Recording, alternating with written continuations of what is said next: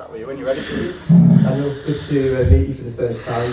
I'll just start with any team news that you may have from Wednesday. Is it a similar picture going into tomorrow?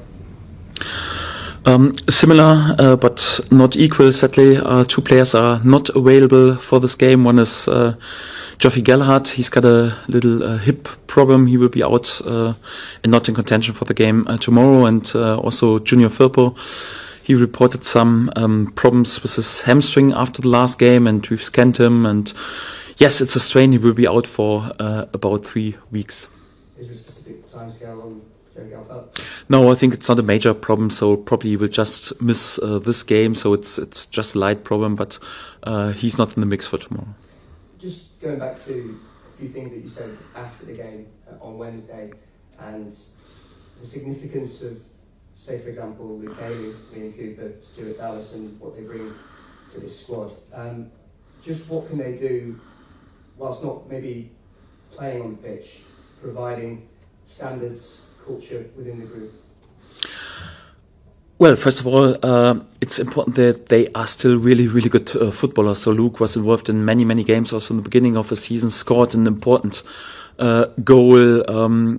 Also Liam was involved in several clean sheets. So the first value is always a sport. Sadly, Stuart is just in his re-up from a really long-term injury. So the main topic is always the football player himself. But furthermore, then there are also their experience, their values. We've got a pretty young side, and it's always good to have also experienced lads around in the dressing room, and also lads who keep the spirit high, the standards high, to have also the personality and also the experience to know after a win you can't afford to give 2% less in training. No, the next training session you have to be really focused again, and also perhaps after a little setback then not to be too down. No, we want to show reaction, and let's keep going, we move on. So they bring this experience and even more this mentality into it. And it's always good to have a good mix, because we have a pretty young side, especially the starting lineup in the last games was pretty young, but you need also your leaders in the dressing room and within the squad. And with these lads, we've got a really good balance. As manager, are you sensing that experience is having an influence on the younger players in your squad?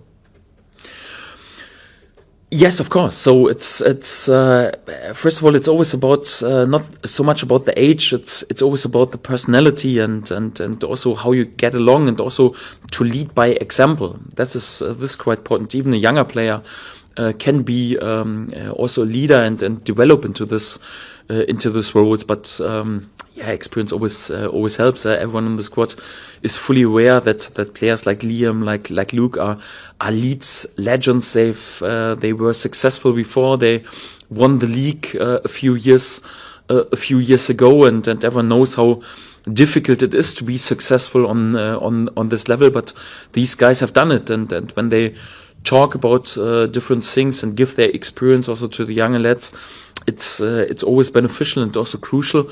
And if you're smart as a young player, you listen, you try to learn. It's quite often also when I speak about my career as a football player, I learned sometimes even more from my teammates in comparison to the manager. So it was a bit different time. But if you have a look on how they behave, on good habits, what experienced and especially successful players are doing in order to be successful, to stay successful in training, in their professionalism on the pitch. Also sometimes little tactical hints in personal terms, how to react after a setback, how to deal with success. This is always quite crucial, and I'm a big believer that also the group and the team educates them also themselves. That's also quite important, and not just to stare at the managers and to listen and to be aware what they say, but also like to be fully aware what happens within the group. And for that, I'm pretty grateful to have these fantastic guys. 7 league goals for Joel Peru, 7 league goals for Crescencio Somerville, Jorginho Ruta and James also contributing. How pivotal, Daniel, is it to have that responsibility shared, scoring goals in his team, whilst it not being rested on just one person's shoulders? Well, the most important topic is that you score goals. I've spoken about this. in the beginning of the season, I spoke about something like, 35 striker goals, and if there is one main striker who scores 35 and the others not, or if there are 4 strikers who share it equally, if I'm honest, I don't mind. The most important topic is that you share goals, but it's always good to be not predictable, that you have many threats, and yeah, it's quite crucial that there is not just one main man who scores. It's always good to have this, and we are on a good path in many ways. But you need goals from all over the pitch, but not just from our offensive players, also from our defensive players. So I mentioned Luke Ayling was a crucial goal. Pascal Sturridge was already there. Liam Cooper. So we need also this goals, this strength from set pieces, also in during the season, because sometimes. When there's a tight game and it's difficult and the opponent parks a bus, sometimes you even have to open the goal with a goal out of a header, or out of a set piece, or out of second phase. So it's good to have many players on the pitch who can score goals. I think we still can prove a bit our effectiveness up front, although we are there with good numbers already. I think we can add even a few more goals out of perhaps even a bit more defensive positions. We have already a few, but it's also time to score again out of a set piece. So it's at least my gut feeling. So we need this again as well. And yes, if we do this, then we are on the good path. Just finally from me, again with reference to what you said after the game on Wednesday in regards to not selecting Luke Ayling for the squad on that particular game. How difficult is it to have a conversation like that? And as a manager, how do you keep the whole of the squad happy when some might not be getting the minutes, but the team is winning? Yes, it's the most difficult part of the job, because you're not working just like on the FIFA PlayStation, when you just press some buttons and there are no emotions. So you don't work with robots, you work with human beings, and this is what you always have to keep in mind. And also the experience how you felt yourself as a player. It's sometimes difficult to see and to judge a whole picture. It's more like you just listen to a decision and have a look on a decision out of a pretty individual and subjective perspective, and I know how tough it is, and my experience is also always openness and honesty and the truth. So the players don't want any excuses or something, more like to spin around the picture, to be open, to be direct, to be honest. This is the best way, and I think it's not possible to keep all the players happy. You're working with a group of nearly 30 young people, full of energy, full of adrenaline, full of pride, and everyone wants to play each and every second. But just 11 are allowed to start, and quite often just 6 are allowed to have 90 minutes. So it's not possible to keep them all happy, but that's a part of the game. That's also a part of the job, and you have to show some leadership. And my experience is always the best way is always like, don't let your levels, your standards drop. Honesty, transparency, clear decisions and direct decisions. This is always the best way, and not searching for any excuses or to wrap it in a nice little message. So the best way is always open and direct. Graham? Daniel, how do you keep players like Craig Somerville in this moment, in the form that they're in? I think most important is what you do on the training pitch. Obviously, you need to be smart also in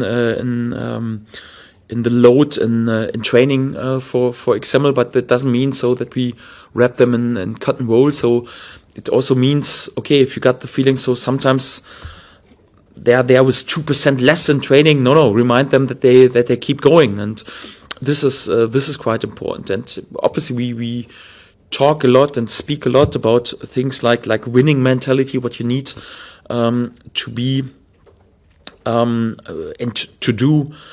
In order to be successful by the end of the season, to for example to lift some silverware, because there are many top players out there with lots of potential, but just a few are there and can watch back with 17 years and a big belly on the sofa and a glass of wine and perhaps a cigar and say, "Oh, listen, that was I made the most out of my career." So quite often it's more like the thought of could have done even a bit more, and to speak about these things, and to give the right messages, and to bring the winning mentality and habits. So winning is a habit, and you have to bring this mentality into the heads, into the hearts and the souls of the players. We speak a lot about the soft skills and what is necessary to do, and to be each and every day on it, and to keep improving. Yeah, because when you think, okay, right now I'm the superstar, this is the moment when you start losing your game. So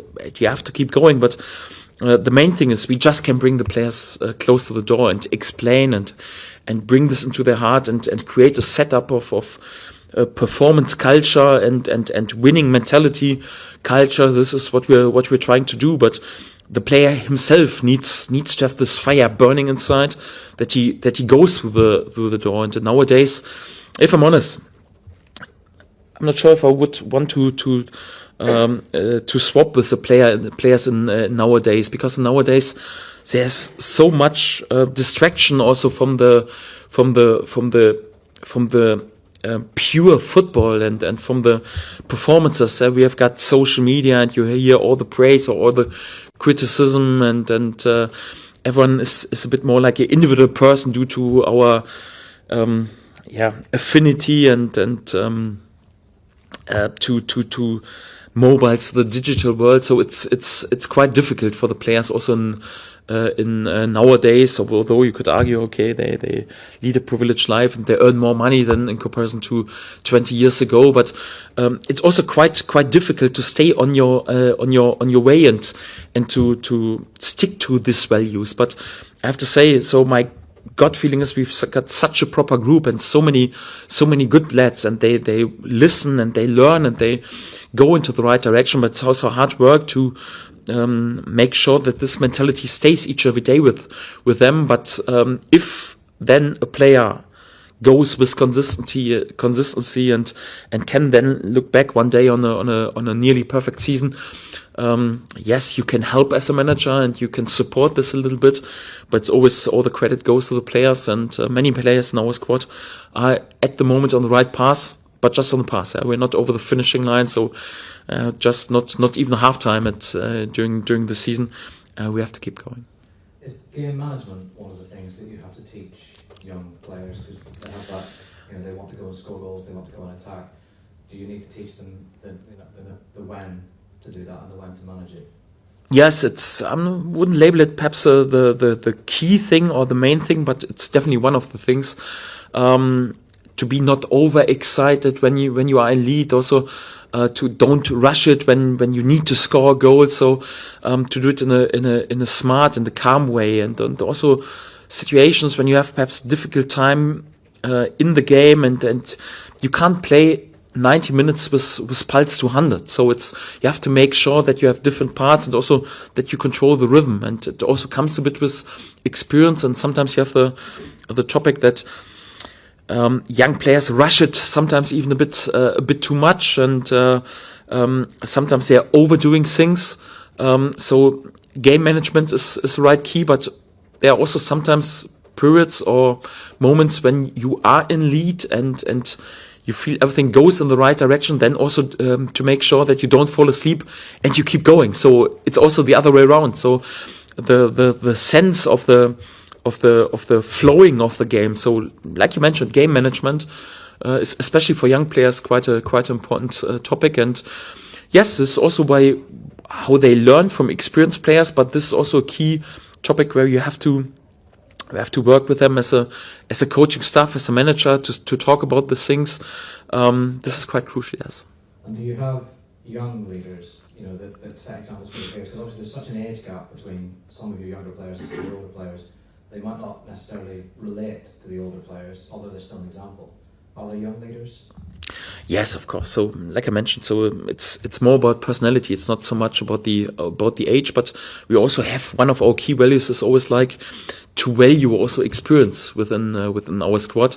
This means when there's a discussion on the pitch, whatever, between a 32-year-old Luke Ayling, for example, and perhaps a 19-year-old guy. Luke Ayling is always right. So even if he's wrong, he's right. So that's definitely the rule. We can then discuss about things after a session or after the game, but no discussions then on the pitch. So this is one of the key values. But this doesn't matter that young players don't have the responsibility and also the allowance to lead. This is quite crucial to a group, and we play with many young players also in key roles, and it's not about like the old school leadership with body language and talking. This is also quite important, but also to lead by example. How you play, how sharp you are, how focused you are. What you are willing to invest in the duels, if you're willing to repair a mistake of your teammate. This is also definitely leadership, and also our young players are allowed to talk on the pitch and to motivate and to fire everyone up. And we have many young players who develop 100% into the right direction to be leaders, and we encourage this also as a group and as a coaching staff, because yes, they need to grow into this roles, but we have lots of potential also in this terms, in this soft skills. Not each and every player is also made for leadership, so some are just also a bit like individuals, and you have to allow them their individuality. But it's crucial that also young or younger players grow into this roles, and we support this as well. Yes. Hey Daniel, he obviously can't play tomorrow, but it's been impossible to ignore how well Sam Greenwood has done at Middlesbrough. What have you made of his loan, and are there any regrets about the option Middlesbrough may have to take him?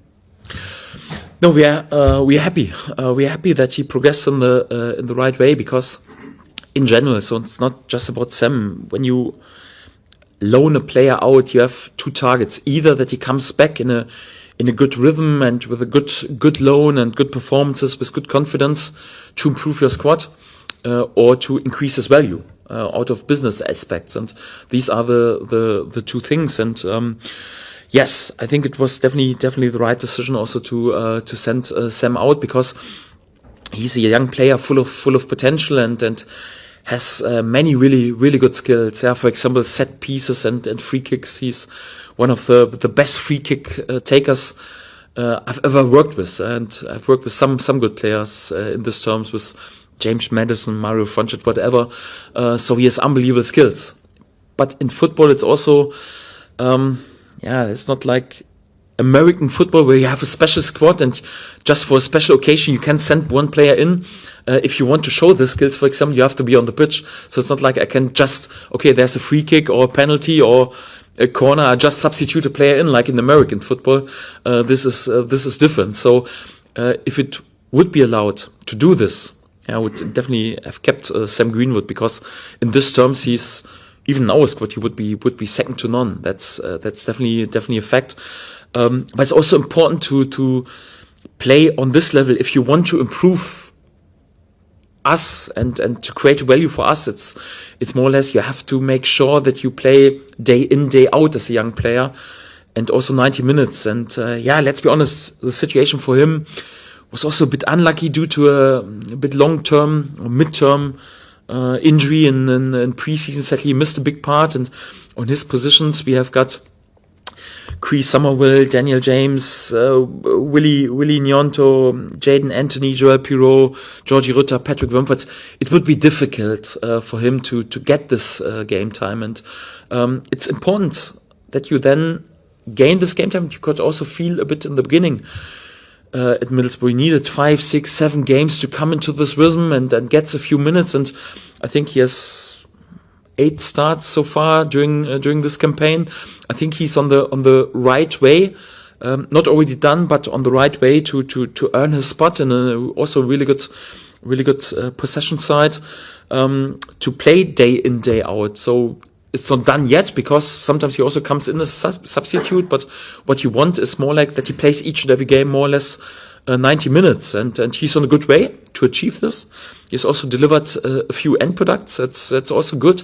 It's also what he can show if he's in a good rhythm, and for that I'm delighted with him, because he's not just a good player but also a really good player. But we are also not thinking just selfish to keep him, and although we know it's difficult for him to get some money, some minutes for him, it's also important that he develops, and there are no regrets. You want that the player does well, and he has good chances to look back after the season on a really good loan, and if he does this, then perfect. And also, the main topic is that he doesn't score against us tomorrow, so this won't happen. The major topic is also that he doesn't score against us in the second leg. This won't happen. In other terms, I think it was also beneficial, and sometimes also when I think about some end products that he has delivered also against some opponents who are around us in the table, I think at the moment it's very, very beneficial. So no regrets. It works in a perfect way, I have to say. It's been a few weeks now since Michael Skubala returned to Lincoln City. What are the club's plans for his replacement, and how do the 21s move forward? Will it be Scott Gardner for the foreseeable future? Or? Yes, it's too early to speak about what happens on the long term. So right now we just focus on the here and now, and Scott tries to invest everything in order to do a really good job to improve the team, and we will see what happens. We are happy that we have him, and that he overtook also this responsibility. Is also the next step for him, and let's see what the outcome is. So the initial feeling is really good, but it's not we have to rush any decision. So all settled and on a good path. And Jed, I know we asked about him every press conference. Everyone's very excited to see him, and you obviously want to be cautious with his comeback. Was there a temptation to get him on Wednesday, and do you think you will give him some minutes tomorrow to start that comeback? Yes, all the players who are with us in the game day squad have the chances, and also during each and every minute you think about a situation when you could bring him in. He's also a pretty attacking minded fullback, and once we were 2-1 in lead, 3-1 in lead, and I have to say Archie had everything under control. Really good game on the fullback position, kept low, pretty quiet. So really decent winger. Was also crucial in our possession, our offensive game. Nearly assisted with a perfect cross, also to a great chance of Jadon Anthony in the last minutes. Yes, Jet, because of his ability and his potential, I was thinking a lot during the last game about him. But yes, and in the final stages of the game, there also Pascal Sturck, after he was out for a little bit, he had a few cramps, and I was forced also to have a change on the centre back position, and for that, the other changes and substitutes were more like on the offensive positions, also to split the game time a little bit, and we have also there proper competition. So it was not the day to bring him in, but this day could come pretty soon. Each and every day on the training pitch helps him, and he's edging closer and closer. Yes. I just wanted to follow up on your mention of Stuart Dallas. He's obviously training at the moment and has been for a couple of months, but is he actually any closer to being seriously in contention to move forward? No, because at the moment he's just on individual training. So he joined us a few weeks ago, already in parts of our team training, but at the moment there are still a few problems in his return back, or the body reacted in a bit. It's also quite normal after such a long time, and at the moment he's just training individually, so he would be just edge closer when he can train with us again, or at least major parts of the team training. At the moment, I don't want to put too much weight also on his shoulders. He just should concentrate on the work with our rehab coaches till they give green light, and our doctors give green light for the team training.